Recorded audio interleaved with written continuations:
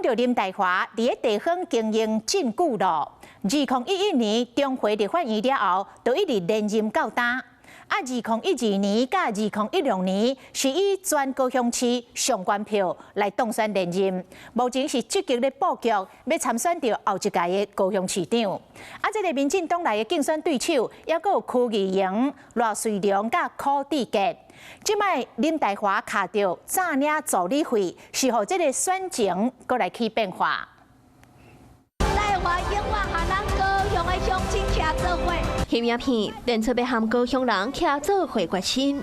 民进党的立委林岱华积极布局2016年高雄市长的选举，在地方定金真侪当，真受到选民的肯定。我们就觉得他平常做事情、服务都很好。林岱华选区包括前埔、大寮、蛟青甲林恒，伊伫2011年中返立法院后连任到今。2017年甲2016年两摆以全高雄市上关票当选连任，是讲高雄市长的宝座党内竞争真激烈。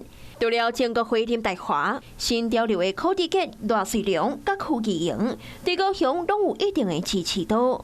林岱华知影家己是党内孤岛，敢会当诉求民意支持。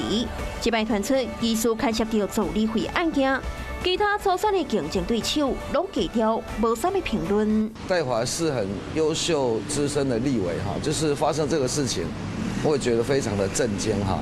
那当然现在这个时间也不晓得事实如何啊，我们只能说检调勿枉勿纵啊，那就现在不适合谈跟选举有相关的事。我还是觉得已经基本上进入了司法的程序，这是属于民进党的家内事情，我们就不多做评论。包括到搜索的事件后，定阳2016年高雄市长的选举到底被派上，也增加变数。Hello， 我是蒋欣梅。想要抢先掌握最及时的新闻资讯吗？赶快订阅、按赞、开启小铃铛，锁定华视新闻 YouTube 频道。